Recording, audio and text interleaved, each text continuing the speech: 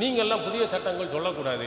இமாம்கள் முந்தியவர்கள் அவங்க தான் பெரிய அறிஞர்கள், அவங்க என்ன சொன்னாங்களோ அதை தான் நீங்கள் சொல்லணும் அப்படின்னு சிலர்கள் சொல்லுவாங்க. ஆனால் அல்லாஹ் தாலா சொல்லும் பொழுது ஃபௌக குல்லி தி இல்மின் அலீம், ஒவ்வொரு அறிஞனுக்கும் மேல் ஒரு அறிஞன் இருக்கிறான்.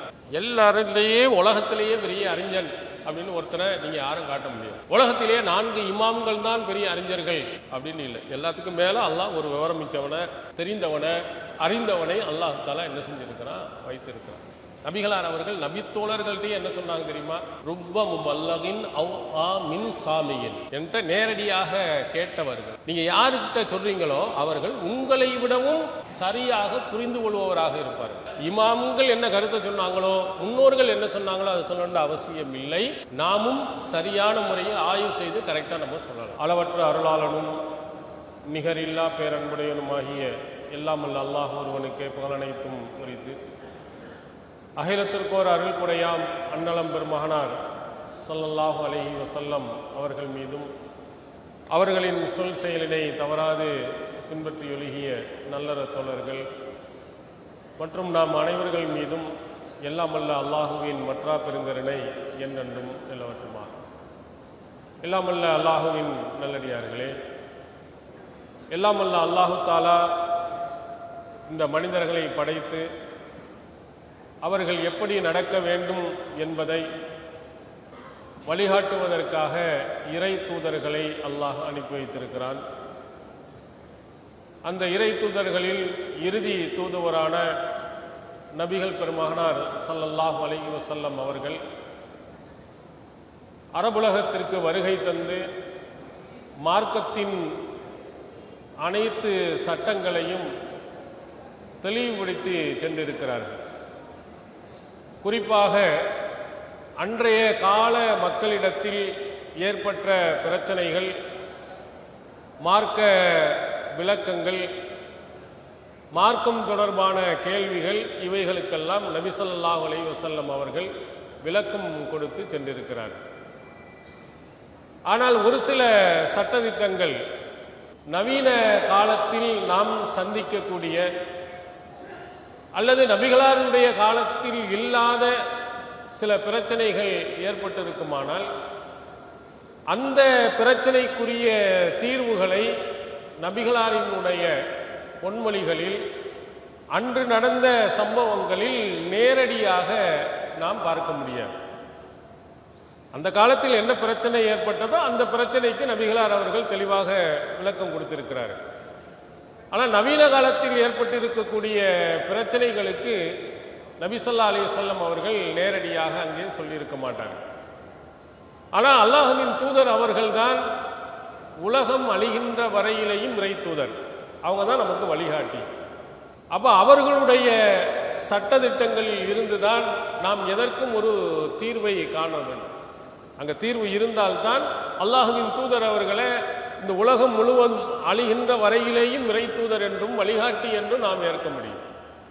அப்போ அல்லாஹ்வின் தூதர் அவர்களுடைய சொல்லுல, அவர்களுடைய வழிகாட்டுதலில் உலகம் அழிகின்ற வரையிலேயும் கண்டிப்பாக மார்க்கத்தினுடைய சட்டதிட்டங்களின் வழிகாட்டுதல்கள் அங்கே என்ன செய்யணும், கண்டிப்பாக இருந்தாகும். அப்படி இருக்கிறதா? அல்லாஹ்வின் தூதர் அப்படி சொல்லி இருக்கிறார்களா என்றால் அல்லாஹ்வின் தூதர் அவர்கள் தெளிவாக நமக்கு சொல்லி இருக்கிறாங்க.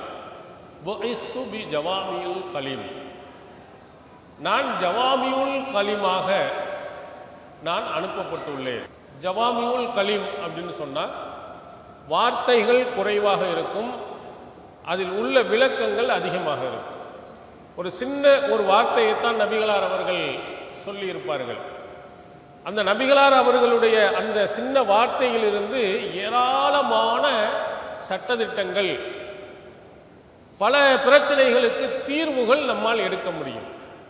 அல்லாஹ் நபிகளாருக்கு கொடுத்த சிறப்புகளில் இது ஒரு முக்கியமான ஒரு சிறப்பு.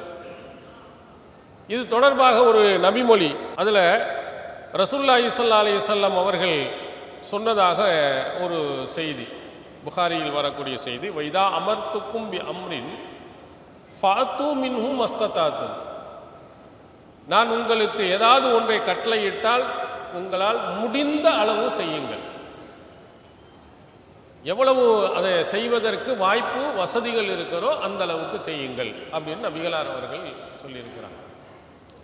இந்த செய்தியை பற்றி இமாம் நவவி அவர்கள் இதுக்கு விளக்கம் கொடுக்கும்போது சொல்கிறார்கள், ஹாதா மின் கவாயிதில் இஸ்லாமில் முஹிம்மா, முக்கியமான இஸ்லாத்தினுடைய அடிப்படைகளை பற்றி சொல்லும் ஒரு செய்தி. இது ரொம்ப மிக முக்கியமான அடிப்படை அதில் இருக்கிறது.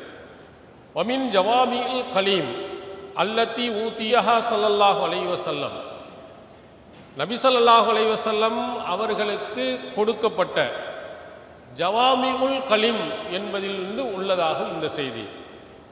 வயதுகுலு ஃபீஹி மாலா யுஹ்ஸா மினல் அஹ்காமி, சட்டங்களில் வரையறுக்க முடியாத பல பிரச்சனைகள் இதில் உள்ளே அடங்கியிருக்கிறது.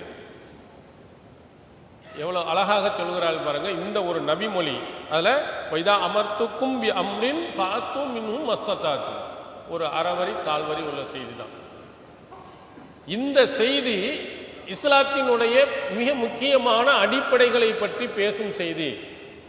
இந்த ஒரு அறவரி செய்திகளிலே கணக்கில் அடங்காத பல சட்டங்கள் இதிலிருந்து எடுக்க முடியும் என்று அவர் குறிப்பிட்டு பல உதாரணங்களையும் அதில் சொல்லியிருக்கார். அதில் அவர் சொல்லுகிறார், இப்போ உளுவினுடைய உறுப்புகள், கழுவ வேண்டிய உறுப்புகள் இருக்கு.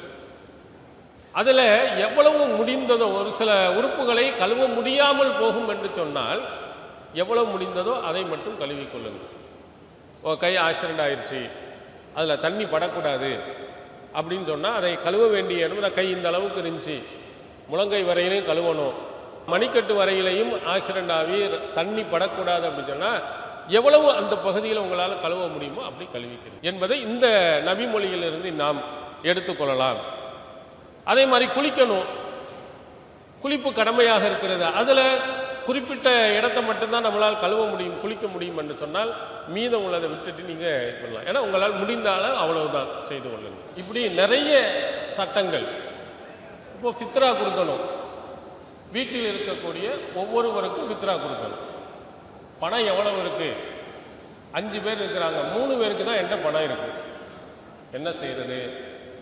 3 பேருக்கு மட்டும் கொடுக்கணும். இதில் நபிமொழிகளில் நேரடியாக சொல்லலை, ஃபாத்தும் மின்ஹும் மஸ்ததாத்தும், உங்களால் முடிந்த அளவு செய்யுங்கிறதுலேருந்து எடுக்கலாம். இப்படி நவவி இமாம் அவர்கள் இந்த ஒரு நபிமொழியில் வைத்து ஏராளமான சட்டங்களை எடுக்கலாம். அல்லாஹ்வின் தூதரின் கட்டளைகளில், நிறைய கட்டளைகளில் பிந்திய காலத்தில் வரும் பல பிரச்சனைகளுக்கு தீர்வு கொடுத்துருக்காங்க. ஏன்னா பிந்திய காலத்தில் வரக்கூடிய, இப்போ உதாரணத்துக்கு கற்பழிப்பு, இதுக்கு நபிமொழிகளில் நேரடியான ஆதாரம் இருக்கானா? இல்லை. கற்பழிப்பு என்பது ஒரு பெண் விரும்பாமல் ஒரு ஆண் அவருடைய கற்பை சூறையாடுறது. நபிகளார் காலத்தில் அப்படி ஒரு நடக்கலை, அதனால அதுக்கு தீர்வு இல்லை, நேரடியான தீர்வு இல்லை.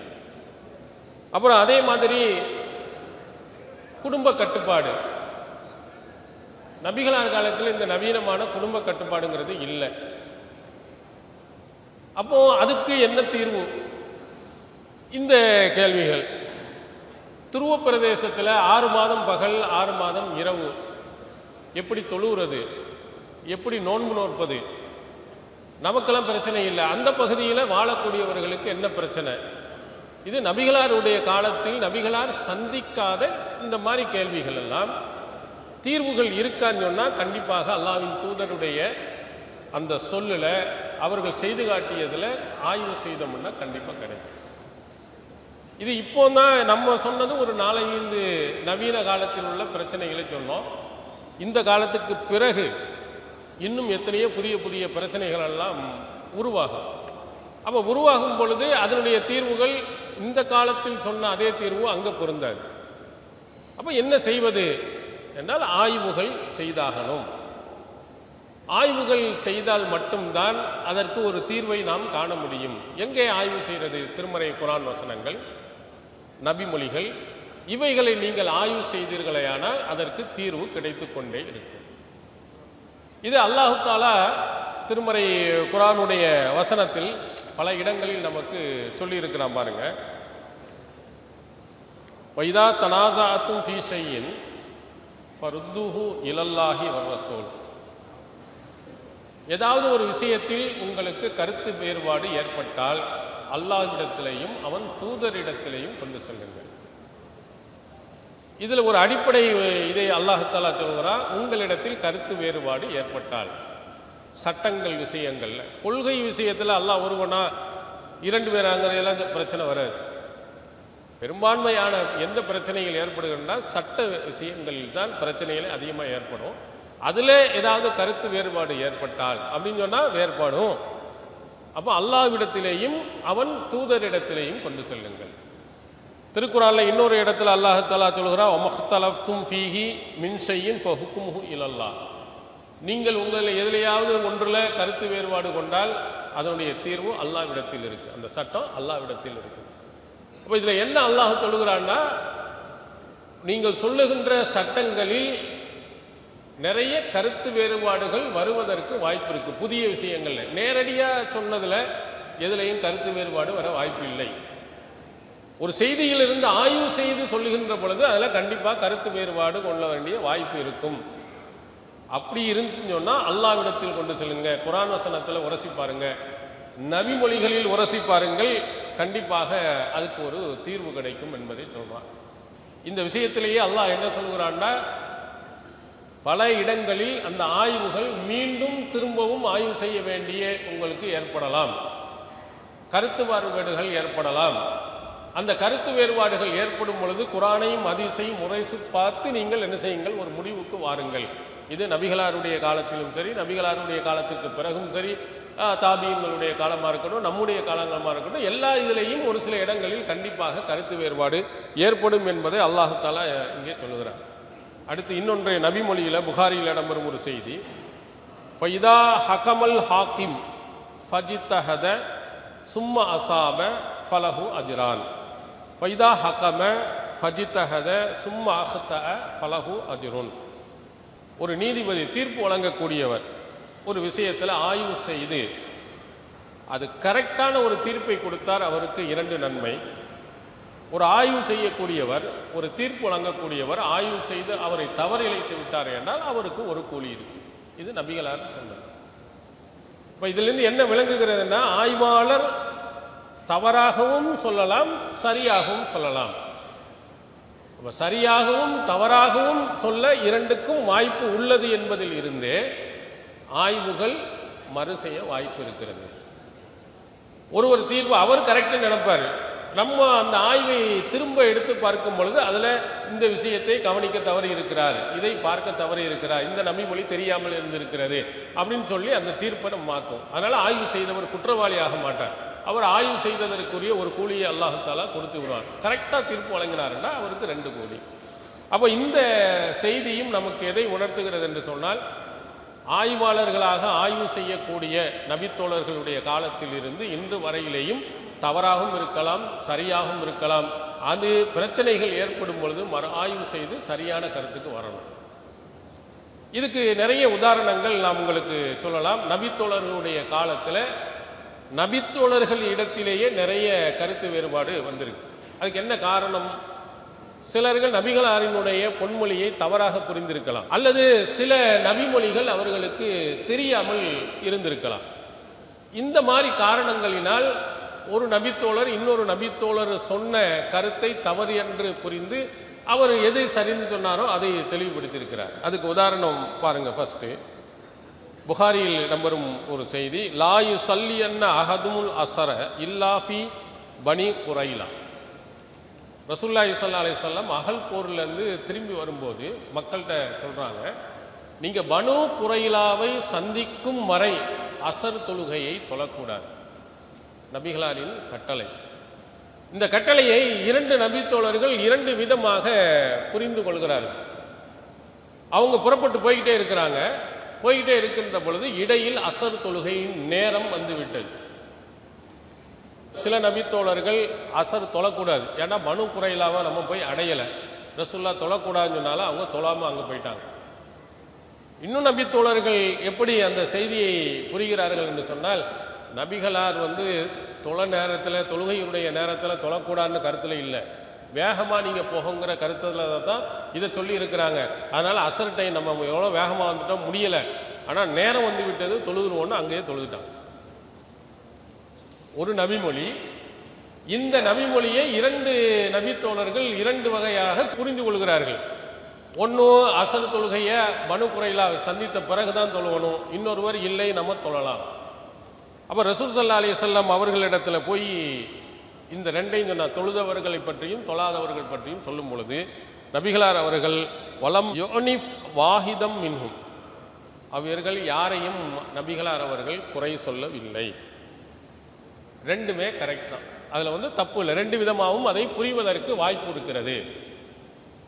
தொழாமல் வந்தவர்கள் குற்றவாளிகள் அல்ல, தொழுகையினுடைய நேரத்திலேயே இடையிலேயே தொழுதவர்கள் அவர்களும் குற்றவாளிகள் அல்ல. ஒரு நபிமொழியை 2 விதமாக புரியும் விதத்தில் நபிகளாரே சொல்லியிருந்தார்களே, ஆனால் அதை 2ஐயும் ஒன்றலாம், ஆனால் தப்பு இல்லை. இது நபிகளார் தீர்ப்பு வழங்கிட்டாங்க. இதே மாதிரி சில நபிமொழிகளில் 2 விதமாகவும் புரியும் விதமாக இருக்குமானால் ஒரு விதத்தில் ஒரு நபித்தோழர், இன்னொரு விதத்தில் இன்னொரு நபித்தோழர் புரிந்திருப்பார். 2க்கும் வாய்ப்பு இருந்தால் நம்ம 2ஐயும் எடுத்துக்கலாம். அதுக்கு இந்த ஒரு நபிமொழி இது முக்கியமாக நபித்தோழர்களிடத்தில் ஒரு நபிமொழியை 2 விதமாக புரிந்திருக்கிறார்கள் என்பதற்கு அவங்களுடைய ஆய்வில் தவறாகவும் வரலாம், சரியாக வரலாம். இங்கே 2மே சரிதான் என்று நபிகளார் அவர்கள் அங்கீகாரம் கொடுத்திருக்கிறார். அடுத்து இன்னொரு செய்தியை பாருங்கள். ஒருவருக்கு திருக்குரானுடைய வசனத்தை ஓதுகிறார். அப்துல்லா பின் மசூத் ரலியல்லாஹு அன்ஹு அவர்கள், அவங்க திருமறை குரானை எழுதியவர்கள், நிறைய அத்தியாயங்களை பதிவு செஞ்சிருக்கிறார். ஒரு குரான் ஓதுனும் போது பார்த்தா தப்பாக ஓதுறார். ரசூல்லா எப்படி ஓதி காட்டினாங்களோ அதுக்கு மாற்றமாக ஓதுறார். உடனே அப்துல்லா பின் மசூத் என்ன செய்தார், சமீத்து ரஜுலன் கரா ஆயத்தன் சமீத்து மின் நபி ஸல்லல்லாஹு அலைஹி வஸல்லம் ஹிலாஃபா, ரசூல் ஸல்லல்லாஹு அலைஹி வஸல்லம் ஓதுதலுக்கு மாற்றமாக ஒரு மனிதன் ஓதினார்.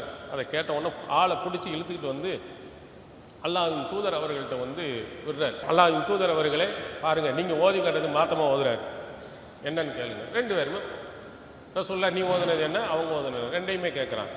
கேட்டுட்டு கிலாக்குமா முஹ்சினுன், நீங்கள் இருவர்களுமே சரியாகத்தான் ஓதினீர்கள் தான். ஒரு வசனத்தை 2 விதமாகவும் நபிகளார் அவர்கள் ஓதி காட்டியிருக்கிறாங்க. இப்படியும் ஓதலாம், அப்படியும் ஓதலாம்.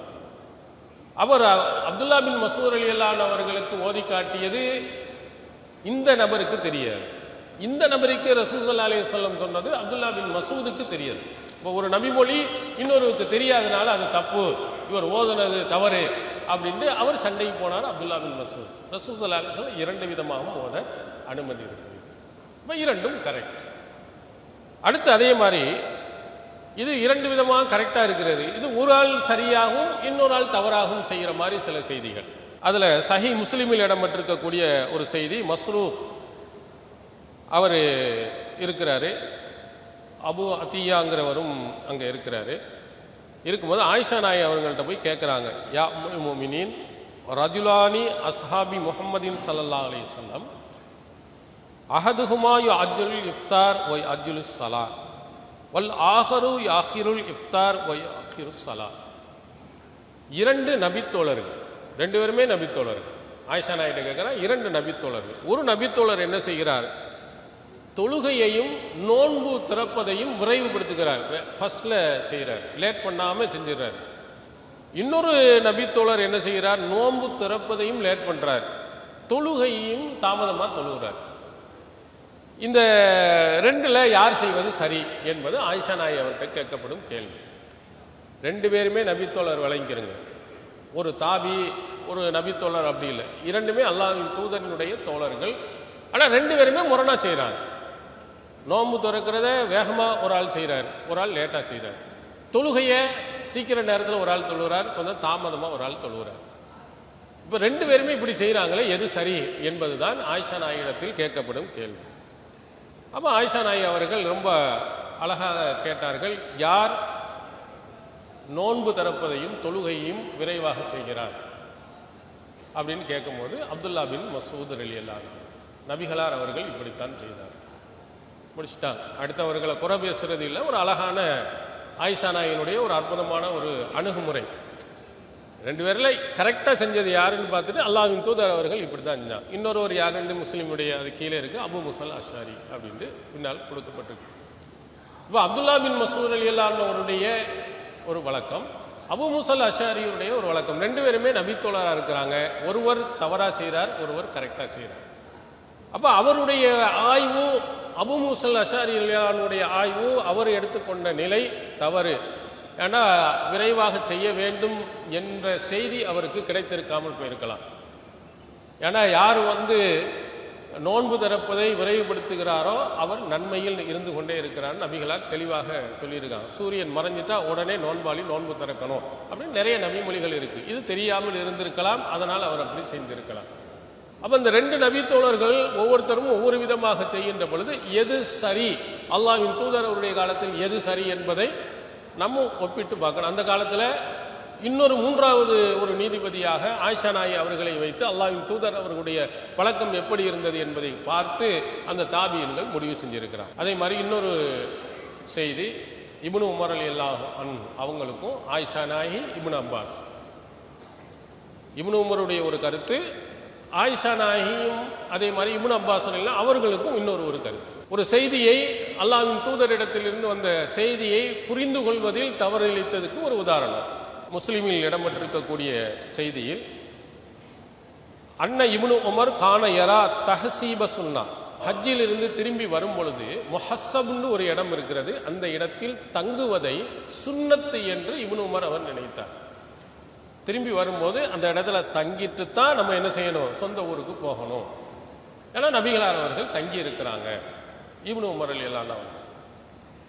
ஆனால் ஆயிஷா நாயி அவர்கள் என்ன சொல்கிறார்கள் தெரியுமா, இந்த முஹஸ்ஸப் என்ற இடத்துல அல்லாஹ்வின் தூதர் தங்கினது உண்மைதான், அது ஹஜ்ஜியினுடைய இபாதத்துகளில் கிடையாது. எதுக்காக வேண்டி தங்கினாங்க? அவர்கள் தொழிலிய கூன அஸ்மா அலி ஹுரூஜி, அவங்க ஊருக்கு போகிறதுக்கு பயணம் ரொம்ப ஈஸியாக இருக்கணுங்கிறதுக்காக வேண்டி அந்த இடையில ஒரு இடத்துல தங்கிட்டு போனாங்க. இபாதத்துன்னு இல்லை, ஒரே நீளமாக பயணம் பண்ணும்போது நமக்கு டயர்டாக இருக்கும், அதனால ஒரு இடத்துல தங்கினாங்க. அதுதான் முஹஸ்ஸப்ங்கிற இடம், அது சுன்னத்தில் அல்ல. ஆயிஷா நாயி அதை புரிந்து வளர்க்குறாங்க. இப்னு அப்பாஸ் ரலியல்லாஹு அன்ஹு அவர்கள் சொன்னாங்க, லைஸத் தஹ்சீபு பிஷையின் இன்னமா ஹுவ மன்சிலுன் நஸலஹு ரசூலுல்லாஹி ஸல்லல்லாஹு அலைஹி வஸல்லம். இப்னு அப்பாஸ் சொல்கிறார்கள், முஹஸ்ஸபில் தங்குறது ஹஜ்ஜியினுடைய வழிபாடுகளில் ஒன்றும் கிடையாது. அல்லாஹ்வின் தூதர் அவர்கள் போகும்போது இடையில தங்கிட்டு போனாங்க, அவ்வளவுதான்.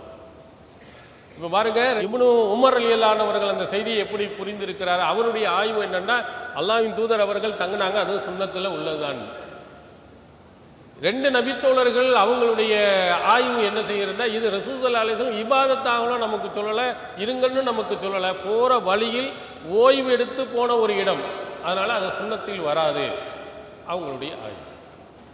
அப்போ இது மாதிரி நபித்தோழர்களுடைய இதில் ஆய்வுகளில் ஒரு சிலர் சரியாகவும் ஒரு சிலர் தவறாகவும் சொல்கிறாங்க. அதே மாதிரி ஃபித்ரா நம்ம கொடுக்குறோம். ஃபித்ராவில் கோதுமையில் ரெண்டு வகையான இருக்குது, தோல் நீக்கிய கோதுமை, தோல் நீக்காத கோதுமை. மாவியா ரலியல்லாஹு அன்ஹு அவர்களுடைய ஒரு ஆய்வு, புகாரியில் இடம்பெறும் செய்தி, அவங்க சொல்கிறாங்க, அரா முத்தன் மின் ஹாதா யாதில் முத்தைனி, ஷாம் தேசத்தில் சிரியாவில் இருந்து கோதுமை, தீட்டிய கோதுமை, இந்த தோல் நீக்கிய கோதுமை இருக்கு, இது ஒரு முத்து என்பது தீட்டாத ரெண்டு கோதுமை முத்துக்கு சமமாகும். நீங்கள் ஒரு 4 முத்து ஒரு நீங்கள் கொடுக்குறீங்கன்னு சொன்னால், இந்த ஷாம் தேசத்தில் இருந்து வந்திருக்கக்கூடிய தீட்டிய அந்த கோதுமையில் நீங்கள் பாதி கொடுத்தால் போதுமானது. ஏன்னா அது தோலை நீக்கிட்டோமா இல்லையா, தோலோடு உள்ளதை கொடுப்பது என்பதும் தோலை நீக்கியதை கொடுப்பது என்பதுமே ரெண்டுக்கும் வித்தியாசம் இருக்கு, அதனால இதில் பாதி கொடுத்தால் போதும் அப்படின்னு ஒரு கருத்து சொல்லியிருந்தார். இன்னொரு கருத்து என்னன்னு சொன்னால், அன்ன முத்தையினி மின் சம்ரா ஷாம், ஷாம் தேசத்தில் இருந்து உள்ள அந்த தீட்டிய கோதுமை தாதிலு சாஅன் மின் தம்ரின், ஒரு சா தம்ரும் பேரித்தம்பளத்திற்கு சமமாகும், ஒரு சா பேரித்தம்பளத்திற்கு சமமாகும். எது? ஷாம் தேசத்தில் இருந்து 2 முத்தளவு இருக்கக்கூடிய கோதுமை ஒரு சா அளவுக்கு பேரித்தம்பளத்துக்கு ஒரு சா தான் நம்ம ஃபித்ரா கொடுக்கணும், அதுக்கு 2 முத்து, அதில் பாதி அளவு இந்த தீட்டிய கோதுமை கொடுத்தால் போதும் என்று மாவியா ரலியல்லாஹு அன்ஹு அவர்கள் சொன்னார்கள். ஃபஅஹதன் நாசு பிதாலி, மக்கள் மாவியாருடைய கருத்தை எடுத்துக்கிட்டாங்க. அப்போ அபூ சயீதுல் குத்ரி ரலியல்லாஹு அன்ஹு அவர்கள், அவரும் அந்த காலத்தில் இருக்கார், மாவியார் ரலியல்லாஹு சொன்ன அந்த காலத்தில் இருக்கும்போது அவர் சொல்லுகிறார், அம்மா அன மக்கள்லாம் எடுத்துக்கிட்டாங்க, ஆனால் நான் ஃபலா அசாலு உஹ்ருஜுஹு கமா குந்து உஹ்ருஜுஹு அபதன் மா இஷ்து. அல்லாஹ்வினுடைய காலத்தில் எப்படி வழங்கப்பட்டதோ அதே மாதிரி தான் வழங்குவேன். இவர் சொல்கிற மாதிரி அதில் பாதி போதும், இதில் ஒரு காவாசி போதும் அப்படின்னு நான் இருக்க மாட்டேன். நபிகளாக இருக்கிறனால ஒரு சா பேரித்தம்பளம்னா ஒரு சா பேரித்தம்பளம் போதும் வேண்டாம், ஒன்று தான், தீட்டியதாக இருக்கட்டும் தீட்டாமல் இருக்கட்டும், நான் அப்படித்தான் நான் கொடுப்பேன், நான் வாழ்நாள் முழுவதும் இப்படித்தான் செய்வேன் அப்படின்னு மாவியாவினுடைய அந்த இஜ்திஹாதுக்கு ஆய்வுக்கு மாற்றமாக அபூ சயீதுல் குத்ரி ரலியல்லாஹு அவர்கள் என்ன செய்கிறார்கள் சொல்கிறாங்க. இது தொடர்பாக ஃபத்ஹுல் பாரியில் இப்னு ஹஜர் அஸ்கலானி அவர்கள் சொல்லுறாங்க, தருக்குல் உதூல் இலால் இஜ்திஹாதி மா உஜூதின் நஸ்ஸி. அபூ சயீதுல் குத்ரி ஹதீஸை பிடித்திருப்பது அவர் ஹதீஸின் மீதும் நபிமொழியின் மீது வைத்துள்ள அந்த பற்ற எடுத்துக்காட்டு. நேரடியாக நஸ் இருக்கும் பொழுது இஜ்திஹாதின் பக்கம் திரும்புவது. சனியும் முஆவியா முவாஃபகத்துன்னாஸ் லஹு தலாலத்தல் ஜவாஸில் இஜ்திஹாத். இந்த மக்களும் முஆவியா ரலியல்லாஹு அவர்களும் இந்த மாதிரி பாதி போதும் என்று சொல்வது இஜ்திஹாதில் இருந்து பெறப்பட்டது. இஜ்திஹாத் என்பது என்னவாகும்? மஹ்மூதுன், அது புகழப்பட்டது தான், ஒன்றும் பிரச்சனை. இஜ்திஹாது எல்லா இதிலையும் நாம் செய்து கொள்ளலாம், ஆய்வு செய்யலாம், ஆனால் அது தப்பு இல்லை. அதே நேரத்தில் லாக்கின்னஹு மௌஜூதின் நஸ்ஸி ஃபாசிதுல் இஅ்திபார். நேரடியாக நஸ் இருக்கின்ற பொழுது அதற்கு மாற்றமாக ஒரு ஆய்வு செய்வது, ஒரு கியாசை எடுப்பது, அது தவறானது அப்படின்னு முடிக்கிறார். அல்லாஹ்வின் தூதர் அவர்கள் பேரித்தம்பழத்துக்கு எவ்வளவு கொடுக்கணுங்கிறத கரெக்டாக சொல்லியிருக்கிறாங்க. கோதுமைக்கு இவ்வளவு நேரடியாக சொல்லியிருக்கின்ற பொழுது அதில் போய் ஆய்வு செய்வது, மாற்று கருத்து செய்யக்கூடாது அப்படின்ட்டு ஹாஃபில் இப்னு ஹஜர் அஸ்கலானி தன்னுடைய ஆய்வை இந்த 2 செய்திகளில் இருந்தும் நமக்கு எடுத்து சொல்கிறார். இதெல்லாம் இது சரியா தவறா என்ற இதுக்குள்ளே நம்ம போகவில்லை. நம்ம சொல்வது என்னென்னா, நபித்தோழர்களுடைய காலத்தில் 2 விதமான செய்திகளில் ஒரு ஹதீஸ்களில் 2 விதமாகவும் சிலர்கள் புரிந்திருக்கிறார்கள். ஒருவர் அதை ஏற்கிறார், ஒருவர் மறுக்கிறார். இப்படியும் பல செய்திகள் என்ன செய்து இருக்குது. அடுத்ததாக இஹ்ராம் அணிந்தவர் தலையை தண்ணீரை ஊற்றி கழுவலாமா? இதில் 2 கருத்து வருது பாருங்க. சஹீஹ் புகாரியில் இடம்பெறல இப்னு அப்பாஸ் சொல்கிறார்கள், யக்ஸிலுல் முஹ்ரிமு ரஅஸஹு, இஹ்ராம் அணிந்தவர் தலையை கழுவிக்கொள்ளலாம். வகாலல் மிஸ்வர் இப்னு மஹ்ரமா ரலியல்லாஹு அவர்கள் அவங்க சொல்றாங்க, லா யக்ஸிலுல் முஹ்ரிமு ரஅஸஹு, இஹ்ராம் அணிந்தவர் தலையில தண்ணியை விட்டு கழுவக்கூடாது. ஒரு இப்னு அப்பாஸ் ரலியல்லாஹு கழுவலாம் அப்படிங்கிறாங்க, மிஸ்ஸார் இப்னு மஹ்ரமா ரலியல்லாஹு அவர்கள் கழுவக்கூடாதுங்கிறாங்க. 2மே நபித்தோழர். ஒரு சட்டத்தில் 2 விதமான முரண்பட்ட 2 கருத்து வருது. அந்த கருத்தை அப்பவுமே நீக்கிறார்கள். இப்னு அப்பாஸ் ரலியல்லாஹு அவர்கள் சொல்லுறாங்க, அபு அய்யுல் அன்சாரி ரலியல்லாஹு அவர்கள் இன்னொரு இருக்கிறாங்க, அவங்கள்ட்ட போய் இதை கேட்டுவாங்க அப்படிங்கிறாங்க. அவங்கள்ட்ட போய் நேராக கேட்கும் பொழுது அப்போ தான் தலையை கழுவிக்கிட்டு, அல்லாஹ்வின் தூதர் அவர்கள் இஹ்ராம் அணிந்த நிலையில் இப்படி தான் தலையை கழுவினாங்க, தலையை கழுவி கொள்ளலாம், அல்லாஹ்வின் தூதர் அவர்கள் அப்படி கழுவி இருக்கிறார்கள் என்ற சான்றை அவர்கள் சொல்கிறாங்க. இவங்களுக்கு மிஸ்ஸார் ரலியல்லாஹு அவர்களுக்கு அந்த செய்தி கிடைக்காத காரணத்தினால என்னவோ அது கூடாது என்று சொல்லியிருக்கிறாங்க. இப்போ 2 பேருக்கு மத்தியில் கருத்து வேறுபாடு ஒரு சட்டத்தில் ஏற்பட்டிருக்கு.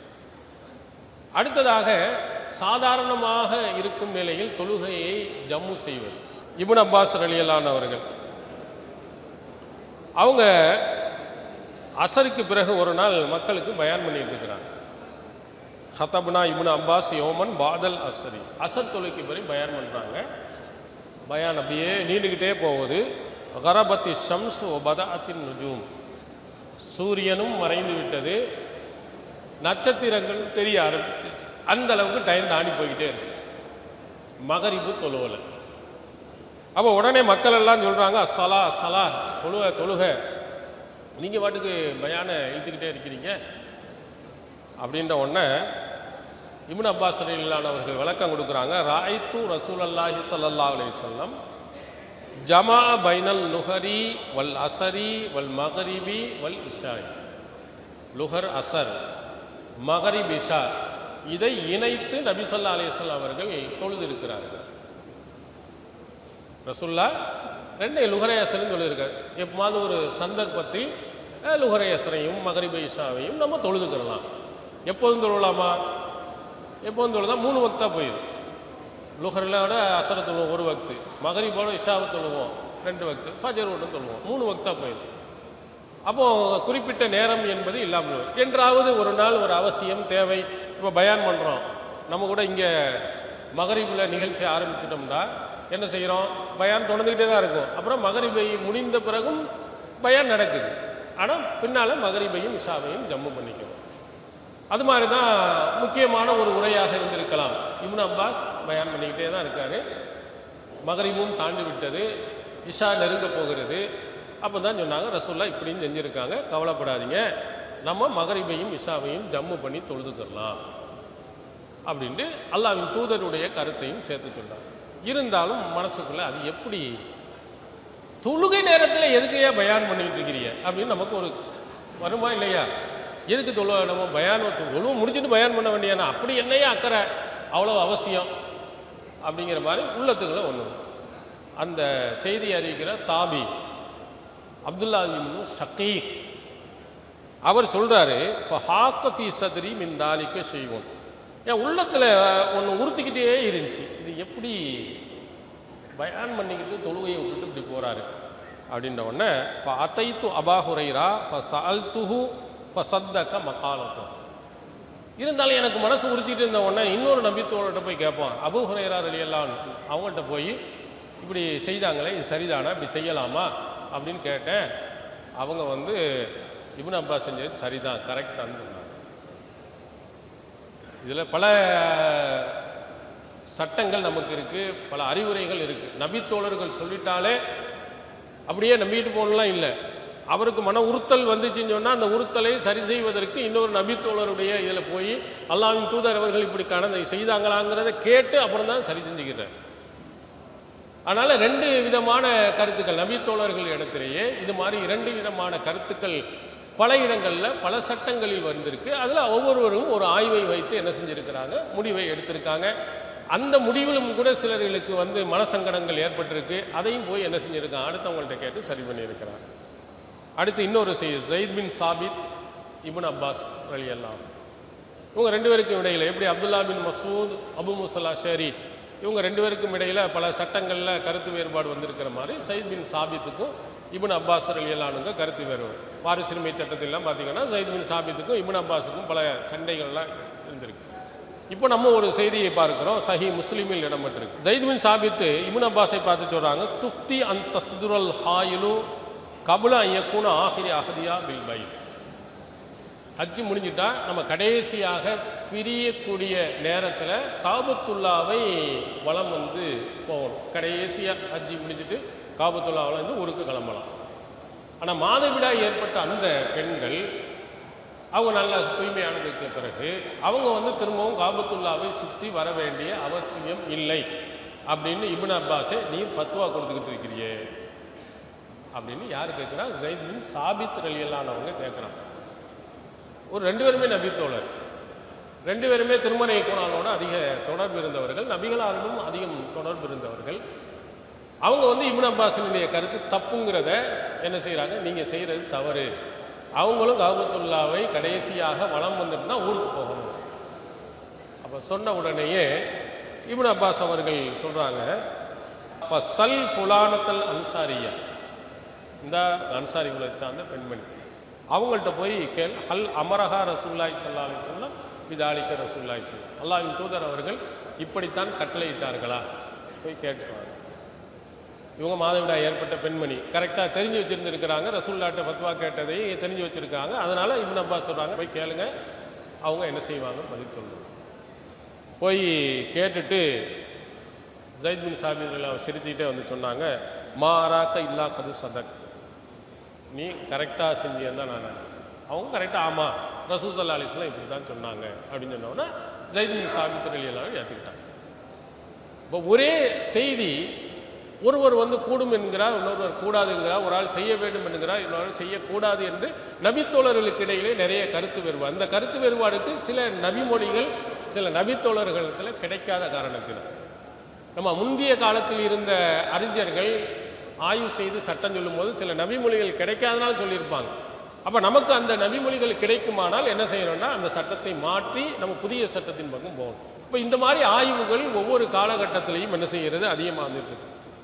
இதில் ஒரு முக்கியமான ஒரு கேள்வி, ஆய்வு சரிதான் மாற்றினாங்க, நீ என்னத்தை போய் ஆய்வு செய்ய போற? நீ பெரிய அறிஞனா, பெரிய நீ அல்லாமாவா அப்படின்னு நமக்கு பற்றி கேட்பாங்க. ஆய்வு செய்வதற்கு ஒரு ஒழுங்குகள் உண்டு. சும்மா எடுத்த உடனே எனக்கு இதுதான் சரியா இருக்குன்னு சொல்ல முடியாது. ஒரு சட்டத்தை பற்றி ஆய்வு செய்யணும்னா அது தொடர்பாக இருக்கக்கூடிய ஹதீஸ்களை எல்லாம் தோக்கணும், அது தொடர்பாக இருக்க குர்ஆன் வசனங்களை சொல்லணும், அது மொழி தொடர்பாக இருந்தால் அந்த வார்த்தைகள் என்ன பொருளை தருது, இப்படி எல்லாம் நம்ம பார்த்துட்டு தான் முடிவு செய்யணும். அந்த மாதிரி உள்ளவர்களும் கூட என்ன செய்யக்கூடாது, ஆய்வு செய்யக்கூடாது. நீங்கள்லாம் புதிய சட்டங்கள் சொல்லக்கூடாது. இமாம்கள் முந்தியவர்கள் அவங்க தான் பெரிய அறிஞர்கள், அவங்க என்ன சொன்னாங்களோ அதை தான் நீங்கள் சொல்லணும் அப்படின்னு சிலர்கள் சொல்லுவாங்க. ஆனால் அல்லாஹ் தஆலா சொல்லும் பொழுது ஃபௌக குல்லி தி இல்மின் அலீம், ஒவ்வொரு அறிஞனுக்கும் மேல் ஒரு அறிஞன் இருக்கிறான். எல்லாரிலேயே உலகத்திலேயே பெரிய அறிஞன் அப்படின்னு ஒருத்தரை நீங்க யாரும் காட்ட முடியாது. உலகத்திலேயே 4 இமாம்கள் தான் பெரிய அறிஞர்கள் அப்படின்னு இல்லை. எல்லாத்துக்கும் மேல அல்லாஹ் ஒரு விவரம் மிக்கவனை, தெரிந்தவனை, அறிந்தவனை அல்லாஹ் தஆலா என்ன செஞ்சிருக்கிறான், வைத்திருக்கிறான். நபிகளார் அவர்கள் நபித்தோழர்கள்ட்டே என்ன சொன்னாங்க தெரியுமா? ருப்ப முபல்லகின் அவ் ஆ மின் சாமியின். இங்க நேரடியாக கேட்டவர்கள், என்கிட்ட நேரடியாக கேட்டவர்கள், நீங்க யாருக்கிட்ட சொல்றீங்களோ அவர்கள் உங்களை விடவும் சரியாக புரிந்து கொள்பவராக இருப்பார்கள். சஹாபாக்களை சொல்றாங்க, நீங்க போய் இந்த செய்தி எங்கேயே சொல்ல போறீங்க, யார்கிட்ட நீங்க சொல்றீங்களோ அவர்கள் உங்களை விடவும் புரிந்து கொள்பவர்களாக, சரியாக தெரிந்து கொள்பவர்களாக இருப்பார்கள் ஹஜ்ஜத்துல் விதாவில் சொல்லி இருக்கிறார். நபித்தோழர்களை விடவும் நபித்தோழர்களுடைய காலத்துக்கு பின்னால் வருபவர்கள் புரியும் விதத்தில் இருக்கும் அந்த சந்தர்ப்பம், கால சூழ்நிலைகள் அவங்கள அல்லாஹ் தஆலா அப்படி புரிய வைப்பான். இது நபிகளார் நமக்கு நேரடியாக சொல்லி இருக்கிறாங்க. அதனால இமாம்கள் என்ன கருத்தை சொன்னாங்களோ, முன்னோர்கள் என்ன சொன்னாங்களோ அதை சொல்லணும்னு அவசியம் இல்லை. நாமும் சரியான முறையில் ஆய்வு செய்து கரெக்டாக நம்ம சொல்லலாம். அதற்கு திருக்குர்ஆன் பல அடிப்படைகளை நமக்கு சொல்லுகிறது. வயதில் மூத்தவர்களை விடவும் வயதில் குறைவானவர்கள் விவரமிக்கவர்களாக இருந்திருக்கிறாங்க. புரிந்து கொள்ளும் விதத்தில் பெரியவர்களை விட சிறியவர்கள் விவரமிக்கவர்களாக இருந்திருக்கிறாங்க. உலக விஷயத்தில் அப்படித்தான் நம்ம வச்சிருக்கோம். நீங்கள் பள்ளிக்கூடத்தில் படிச்சிருக்கும் போது 5ஆம் வகுப்பு நீங்கள் படிக்கின்ற பொழுது உங்களை விட உங்கள் ஆசிரியர் விவரமிக்கவர். உங்கள் ஆசிரியர் தான் எல்லாம் தெரிஞ்சவங்க, உங்கள் டீச்சர் தான் தெரிஞ்சவங்க. இப்போ நீங்கள் பெரிய வயதாகி நிறைய படிப்பு படிச்சிருக்கீங்க. நீங்கள் படித்ததற்கு பிறகு அந்த 5ஆம் வகுப்பிலே உங்களுக்கு படித்து கொடுத்தாரே அவர்தான் சிறந்த படிப்பாளின்னு நீங்கள் சொல்லுவீங்களா? நீங்கள் எம்ஏ படிச்சிருப்பீங்க, பிஏ படிச்சிருப்பீங்க, இன்ஜினியர் படிச்சிருப்பீங்க, அவர் 4வது 5வது படிக்கிற அளவுக்கு தான் சொல்லி கொடுத்துருப்பார். நீங்கள் படிக்கிற நேரத்தில் வேண்டுமானால் அவர் உங்களுக்கு உயர்ந்தவரார், அதுக்கு பிறகு நீங்கள் உயர்ந்தவர்கள். கால சூழ்நிலையை நீங்கள் எடுத்து பார்த்தீர்களே, ஆனால் ஒருவர் இன்னொருவரை விட படிப்பில் கூடுதல் தந்தையாக இருப்பவர் தான் எல்லாத்திலையும் படிப்பிலே உயர்ந்தவர் என்று சொல்ல முடியாது. மகன் கூட விவரமானவர். இதுக்கு திருக்குர்ஆனுடைய வசனங்கள் பல சான்றுகள் நமக்கு இருக்கு. பாருங்க, 21வது அத்தியாயத்தில் 78, 79 தாவூத் அலைஹிஸ்ஸலாம், சுலைமான் அலைஹிஸ்ஸலாம் 2 பேரை பற்றி அல்லாஹ் சொல்றாங்க. தாவூத வ சுலைமான இது யஹ்குமானி ஃபில் ஹர்ஸ் இது நஃபஷத் ஃபீஹி கனமுல் கௌம். ஒரு கூட்டத்தாருடைய ஆடுகள் ஒரு விளைநிலத்தில் இரவில் போய் மேய்ஞ்சிருக்கு. அது பற்றி சுலைமான் அலைஹிஸ்ஸலாம் அவர்களிடத்திலையும் அவருடைய தந்தை தாவூத் அலைஹிஸ்ஸலாம் அவர்களிடத்திலும் வந்தபோது அவங்க 2 பேரும் தீர்ப்பு வழங்கினாங்க. அடுத்து அல்லாஹ் சொல்றனா ஃபஹம்னாஹா சுலைமான், அந்த 2 பேர்ல சுலைமானுக்கு அதனுடைய சரியான கருத்தை புரிய வைத்தோம். தாவூத் நபி தந்தை, மகன் சுலைமான். அல்லாஹ் சொல்லுகிறான் சுலைமானுக்கு அந்த இருவர்களில் எது சரியான கருத்து, இதில் எந்த தீர்ப்பை நம்ம கொடுக்கணுங்கன்னு புரிய வைத்தோம். அடுத்து அல்லாஹ் சொல்கிறான் பாருங்க, குல்லன் ஆத்தைனா ஹுக்குமும் இல்மா, அவ்விருவர்களில் ஒவ்வொருவருக்கும் ஞானத்தையும் கல்வியையும் கொடுத்தோம். சுலைமான் நபிக்கும் கல்வியை கொடுத்தோம், தாவூத் நபிக்கும் கல்வியை கொடுத்தோம், சுலைமான் நபிக்கும் ஹுக்குமத்தை கொடுத்தோம், தாவூத் நபிக்கும் கொடுத்தோம். ஆனால் அந்த கல்வியிலேயே நல்லா புரிந்து கொள்ளும் இந்த சட்டத்தில் சுலைமான் நபி மிகைத்திருக்கிறார். இதனுடைய பின்னணி என்ன? தஃப்சீர் இப்னு கசீரில் இப்னு ஜரீருடைய ஒரு விளக்கம் அப்துல்லா பின் மசூத் ரலியல்லாஹு அவர்கள் வழியாக சொல்ல முடியும். நேரடியாக ரசூலுல்லாஹ் இதுக்கு இந்த தான் கருத்துன்னு சொல்லலை. குர்ஆனுடைய நேரடி கருத்து என்னென்னா, தாவூது நபியை விட சுலைமான் நபி கரெக்டாக தீர்ப்பு வழங்கினாரு குர்ஆன் வசனம் சொல்லு. ஒரு பிரச்சனையில் ஒருவருடைய ஆடு போய் இன்னொருடைய நிலத்தில் மேய்ந்து விடுகிறது. அப்போது ரெண்டு பேரும் ரெண்டு தீர்ப்பு கொடுக்குறாங்க. அந்த தீர்ப்பில் சுலைமான் நபியுடைய தீர்ப்பு தான் கரெக்டுங்கிறது இந்த வசனம் நமக்கு சொல்லும் அடிப்படையான கருத்து. அது எப்படி நடந்தது என்பது தான் அப்துல்லா பின் மசூத் ரலியல்லாஹு அவர்கள் விளக்குறாங்க. இது நபி மொழி அல்ல, நபி தோழரினுடைய கருத்து. ஏற்கனவேலாம் அல்லது அந்த இதோட விட்டுருலாம். ஒரு திராட்சை தோட்டத்தில் ஒருவருடைய ஆடு போய் மேய்ஞ்சிருது. மேய்ஞ்சதற்கு பிறகு புகார் வந்து தாவூது நபிகிட்ட போய் கொடுக்குறாங்க. தாவூது நபி என்ன சொல்கிறாங்கன்னா, அந்த நிலத்தை பூரா நாசமாக்கிட்டனால இந்த ஆடு பூரா யாருக்கு, அந்த நிலத்துக்குரியவர் ஆடை பூரா அங்கே கொடுத்துரு, ஆடு தானே இந்த மாதிரி செஞ்சிச்சு அப்படின்ட்டான். அப்புறம் சுலைமான் நபி இந்த தீர்ப்பை பார்த்துட்டு சொன்னாங்கன்னா, கைருஹாதா யா நபிங்களா, அல்லாஹ்வின் நபியே தன்னுடைய தந்தையை பார்த்து இது அல்லாத வேறு தீர்ப்பு கொடுக்கலாமே அப்படின்னு அப்பாவை பார்த்து கேட்குறான். அப்போது என்ன தீர்ப்பு கொடுக்கலாம் சொல்லு அப்படின்னு சொன்னவுடன் அப்போ என்ன சொல்கிறார்கள், இந்த ஆடை அந்த நிலத்தினுடைய உரிமையாளர்கிட்ட கொடுத்துறாரு. அவர் அதை பராமரித்து பாலியல் எல்லாத்தையும். இந்த ஆட்டுக்காரர் என்ன செய்யணும், அந்த நிலத்தில் அந்த பயிர் அது எவ்வளவு உயரமாக முன்னாடி இந்த ஆடு மேயறதுக்கு முன்னாடி இருந்தால் அது வரையிலையும் வளர்த்து கொடுக்கணும். இவர் வளர்த்து கொடுத்துட்டாருன்னா அந்த ஆடை என்ன செய்யலாம், திருப்பி கொடுத்துடலாம். வளர்த்து கொடுக்கின்ற வரையிலையும் இந்த ஆடை வைத்து கொண்டு அதிலிருந்து கிடைக்கும் பலன்களை அவர் என்ன செய்யலாம், பயன்படுத்தி கொள்ளலாம். இப்படி ஒரு தீர்ப்பு கொடுத்தா ரெண்டு பேரும் பாதிக்கப்பட மாட்டாங்க. இப்போ இந்த தாவூது நபியின் படி கொடுத்தோம் சொன்னால் ஆட்டுக்காரர் ஒட்டுமொத்த ஆட்டையும் இழக்க வேண்டிய வரும் அப்படின்னு ஒரு தீர்ப்பு கொடுத்தாங்க. இதைத்தான் இந்த குர்ஆன் வசனம் சொல்லுகிறது என்று குறிப்பிட்டிருக்கிறார். இப்போ இதில் அல்லாஹ் சொல்வதை போன்று சுலைமான் நபிக்கு இதனுடைய விளக்கத்தை தெளிவுபடுத்தணும்னு சொல்கிறார். அப்போ சுலைமான் நபி யாரு, வயதில் மூத்தவரா இளையவரா, மகன். அப்போ நம்முடைய பிள்ளைகளும் கூட நம்ம விட விவரமானவங்களாக இருப்பாங்க. சில விஷயங்கள் நல்ல அழகான கருத்தை சொல்லலாம். அதனால் ஆய்வு செய்வதில் பெரிய அறிஞர்கள், முன்னோர்கள், மூதாதை இவங்க தான் அவங்க சொன்னதை தான் எடுக்கணுங்கிறது பொருள் அல்ல. நாமும் கூட என்ன செய்யலாம், சரியான முறையில் அதற்குரிய வழிகாட்டுதல் முறையில் நாமும் ஆய்வு செய்து பிரச்சனைகளுக்கு தீர்வை நாம் எடுக்கலாம். அதனால் ஆய்வு ஒரு காலத்திலையும் நிற்காது, போய்கொண்டே இருக்கும். ஒருவருடைய ஆய்வு தவறாக கூட இருக்கலாம், ஒரு காலத்தில் சரியாக இருக்கலாம், பின்னாடி கூட என்ன செய்யலாம், மாறலாம். அப்படிங்கிறதுக்கு இது ஒன்று. அதே மாதிரி சஹீஹுல் புகாரியில் இடம்பெறக்கூடிய இன்னொரு ஒரு செய்தி, இதுவும் தாவூது நபி சுலைமான் நபி விஷயமாகத்தான் வருது. இது நபி மொழி, இது ரசூலுல்லாஹ் சொன்ன ஒரு செய்தி. இரண்டு பெண்கள், ரெண்டு பெண்களுடைய பிள்ளை வெளியில் இருக்கும்போது ஒரு பிள்ளையினுடைய குழந்தையை வந்து ஓனாய் எடுத்து சாப்பிட்ருது. இப்போ இது யாருடைய பிள்ளை அப்படிங்கிறதுல பிரச்சனையில் தாவூது நபிகிட்ட போய் தீர்ப்பு கேட்குறாங்க. தாவூது நபிகிட்ட கேட்கும்போது தாவூது நபி சொல்கிறாங்க, இந்த ரெண்டு பெண்களில் வயதில் மூத்த யாரோ அவங்களுக்கு தான் அப்படின்னு தீர்ப்பு கொடுத்துட்டாங்க.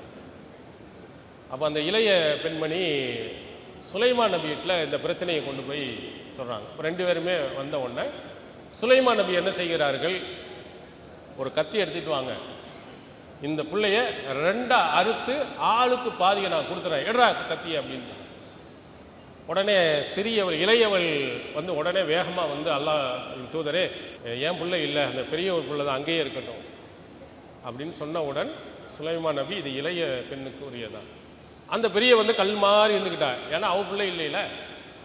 சொந்த பிள்ளையாக இருந்தால் உண்மையிலே எப்படி பாசம் இருக்கும், ஏன்னா சாகாமல் அவள்கிட்டையாவது வாழ்ந்துட்டு போகட்டும், என் பிள்ளையாச்சே அவளை எப்படி அறுக்கணும்னு மனம் என்ன செய்யும், துடிக்கும்.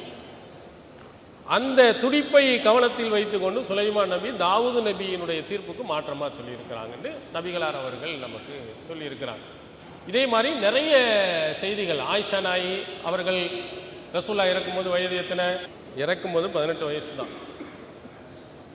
கடைசியாக ஒரு செய்தி, ஏன்னா சின்னவங்கிறதுக்காண்டி நான் சொல்கிறோம், சிறு வயதுன்னு ஆயிஷா நாயி. திருமதியில் இடம்பெறும் செய்தியில் அபு முஸல் அஷரி ரலியல்லாஹு அவர்கள் சொல்கிறாங்க, மாஸ்கல அலைனா அஸ்ஹாபு ரசூலுல்லாஹி ஸல்லல்லாஹு அலைஹி வஸல்லம் ஹதீஸுன் கத்து, நபித்தோழர்களான எங்களுக்கு ஒரு நபி மொழியில் ஏதாவது சிக்கல் ஏற்பட்டால் ஃபஸால்னா ஆயிஷா, நாங்கள் உடனே போய் ஆயிஷா நாயிட்ட போய் கேட்போம். வஜத்னா இந்தஹா மின்ஹு இல்மா, அவர்களிடத்தில் இருந்து ஒரு கல்வியை நாங்கள் பெற்றுக்கொள்வோம். வயசு கம்மி, ஆண் நபி தோழர்கள். இந்த ஆண் நபி தோழர்கள் போய் ஆயிஷா நாயிட்ட போய் இந்த ஹதீஸில் ஒரு சிக்கல் இருக்கே, நபி மொழியில் இந்த கருத்தை இடிக்குதே அப்படின்னு நான் கேட்டால் அழகான ஒரு விளக்கத்தை அவங்க தருவாங்க. வயசு சின்னவங்க தான், அழகான விளக்கத்தை கொடுக்க தான் நிற்கிறது. அதே மாதிரி வாரிசுரிமை சட்டம், கணக்கு வழக்கு, இது அதை பற்றி சொல்லும்போது மஸ்ரூக் அவர்கள் சொல்கிறார்கள், லகத் ராயத்துல் அகாபி மின் அஸ்ஹாபி முஹம்மதின் ஸல்லல்லாஹு அலைஹி வஸல்லம் யஸ்அலூனஹா அனில் ஃபராய். நபித்தோழர்களில் மூத்தவர்கள், சின்னால் இல்லை, மூத்த நபித்தோழர்கள் ஆயிஷா நாயிடம் வாரிசுரிமை சட்டத்தை பற்றி விளக்கம் கேட்டதை நான் பார்த்திருக்கிறேன். பெரிய நபித்தோழர்கள், வயசு சின்னதெல்லாம் இல்லை, பெரிய நபித்தோழர்கள் அவங்களுக்கு புரியாத தெரியாத பல சிக்கலான விஷயங்களை ஆயிஷா நாயிட்ட கேட்டு விளக்கம் பெற்றிருக்காங்க. அதனால் வயது கூட குறையுங்கிற அடிப்படை அல்ல, முன்னோர்கள் மூதாதையர்கள் என்பதல்ல, அதற்குரிய தகுதி ஒரு ஆளுக்கு இருக்குமானால் அவர்கள் ஆய்வு செய்யலாம். அது நிறைய செய்திகள் உங்களுக்கு ஒதுக்கிருக்கோம். நம்மளும் நிறைய விஷயங்கள் நாம் சொன்னதையே திரும்ப ஒரு சில உங்களை போன்ற சகோதரர்கள் அவங்க எழுதி கேட்ட அந்த கேள்வியில் நியாயம் இருக்குது, அவன் ஆலிமா அல்லாமாவெல்லாம் பார்க்கல, அவங்க சொன்னதில் பாமா இதில் முக்கியமான ஒரு பாயிண்ட் சொல்லியிருக்காங்க, நம்ம ஆய்வு செய்ய வேண்டும் என்று ஆய்வு செய்து பல விஷயங்களை மாற்றியிருக்கிறோம். அதனால் சட்டங்கள் என்பது நேரடியாக சொல்லப்படாத ஆய்வு செய்யக்கூடிய சட்டங்கள் ஒவ்வொரு காலகட்டத்திலேயும் ஆய்வு செய்வதோ மறு ஆய்வு செய்வதற்கோ உட்படுத்துவதற்கோ சூழ்நிலைகள் ஏற்படலாம். அது யார் வேண்டுமானாலும் அது தகுதியுள்ளவர்கள் செய்யலாம். அதை சரியான முறையில் நாம் ஆய்வு செய்து அதன்படி நடக்கக்கூடிய நன்மக்களாக எல்லாம் அல்லாஹ் தஆலா மனைவி ஆக்கியல்வானாக. வாஹந்தாவனாக. அல்லாஹு அக்பர், அல்லாஹு அக்பர்.